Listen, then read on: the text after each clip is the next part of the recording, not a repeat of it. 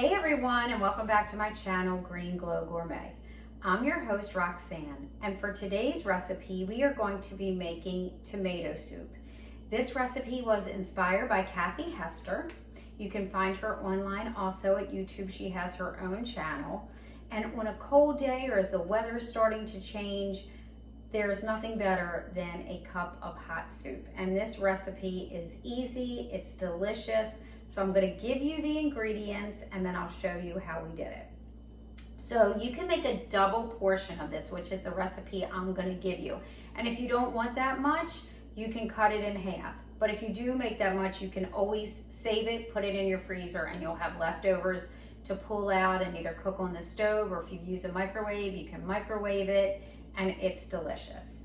So I did a mix of tomatoes from my garden that I had left, along with mixing it with a can of tomatoes.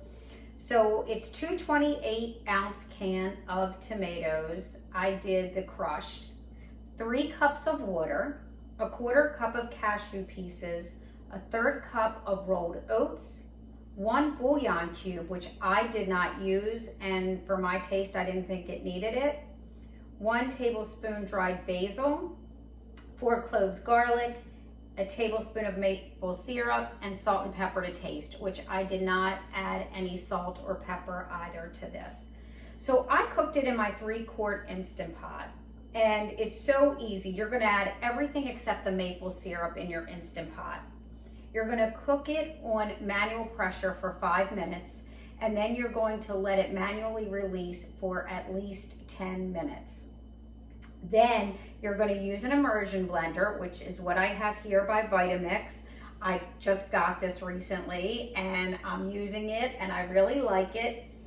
The thing is, when you put your immersion blender on, make sure when you turn it on that it is on the lowest speed and that it is all the way in the pot. And don't lift it up as you're blending, because if you do, it will splatter everywhere and you don't want that mess. So I just started slow. And then you can start by gradually increasing the speed if you like.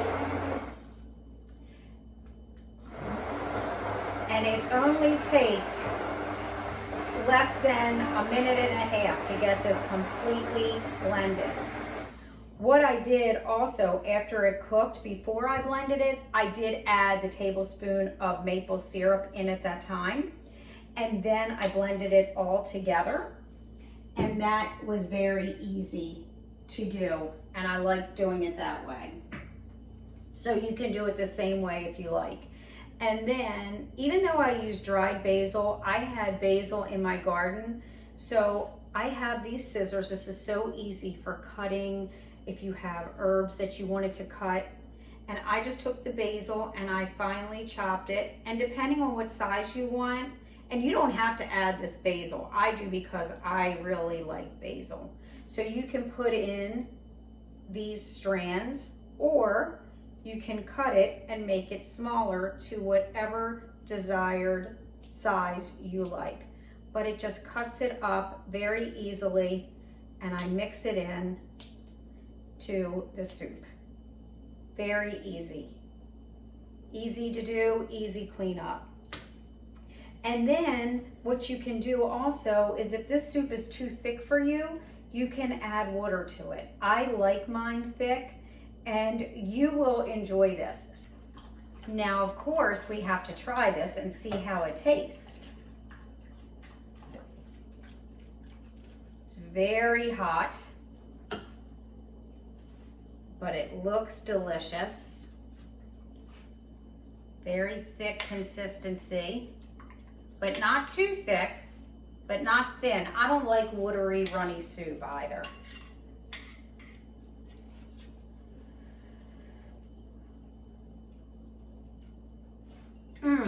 That is so delicious. So please try this. Let me know what you think. Let me know if you've made any changes, how you liked it. And if you're looking to reduce processed foods from your diet and just looking to add more fruits and vegetables, please go to my website at www.greenglowcoaching.com. Please like, share, and subscribe to my videos. I come to you with a new video and recipe every week. So here's to a healthier you, and I'll see you next week.